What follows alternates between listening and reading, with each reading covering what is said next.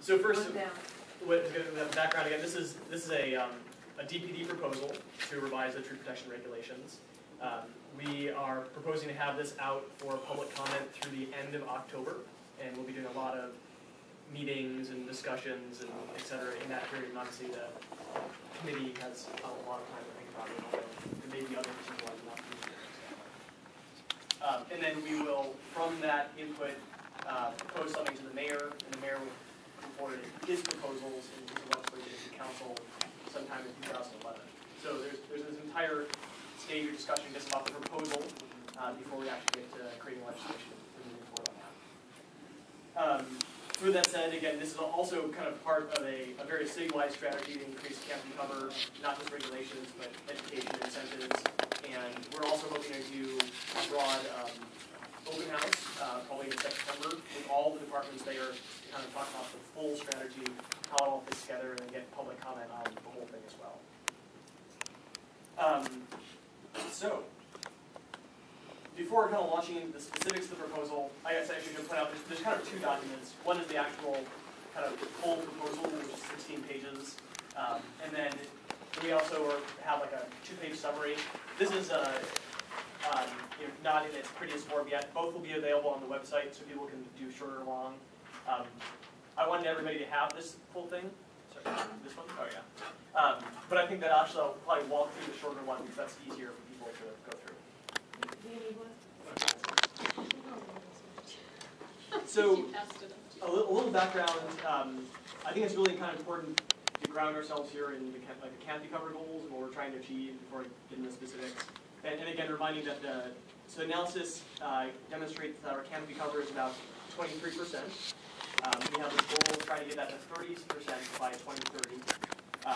The canopy cover analysis also indicated that canopy cover is increasing slightly, or increased slightly between 2003 and 2007. And in fact, we saw that canopy cover increase across all management areas, excluding natural areas because of the invasive species and the detriment to the native forest. Can I ask a question about that? Mm-hmm.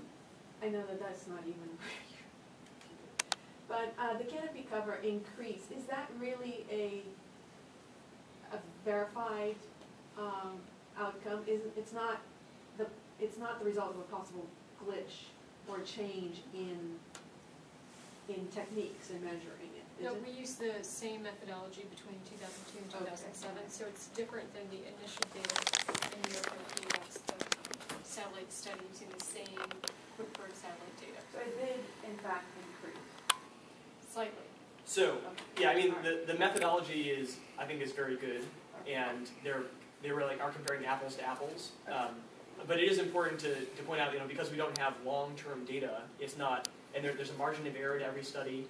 They weren't done like on the exact same day, and even on the exact same day in different years, or sometimes different factors that might change canopy cover. So we certainly can't say conclusively that it's absolutely a canopy cover increase, but that's the best data we have. Yes. But so we have seen canopy cover increase across all the management areas except for natural areas, and increased both on private property and in the right of way. But it definitely was a slight increase, and is not going to be.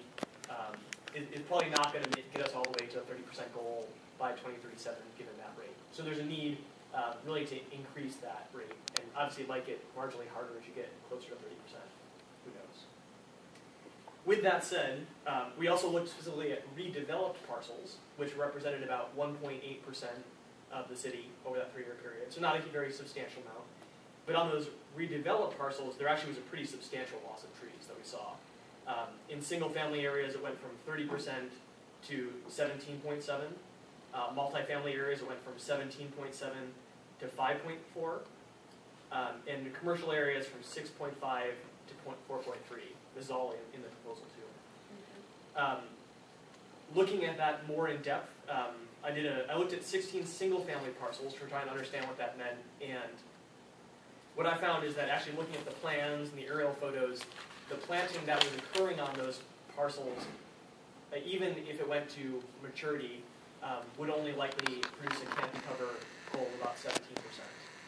So in single family, we were seeing a decline, and we're actually seeing really what would end up being a permanent decline, because the replanting was not sufficient to get us up to levels we want it to be. On multifamily commercial, we didn't do that kind of analysis because we are moving from a landscaping approach, which just says we want a certain percent, like area, 3 feet diameter, kind of going around the periphery kind of All this landscaping. is redeveloped area, right? Yeah. So we don't know to what extent that loss was a temporary loss, i.e. a removal of large existing trees and planting of small trees that eventually fill up, versus an actual real long-term loss of canopy. We don't know. But the reason why we're not as concerned is because we're moving towards green factor, which we do expect will actually produce better results. And however, it's too early really to know for sure, because we put it in place kind of as the economy went into recession, so we haven't seen a lot of green factor projects. Plus, there's that lag, of course, that the regulation has to go in, then buildings have to be designed, that have to be built, and have to grow. So we don't really know, but the few projects that have come in are indicating that we are getting more trees, not just more, certainly a lot more green infrastructure because we're getting walls and roofs, et cetera, but even also more trees. But again, that's still a question to determine.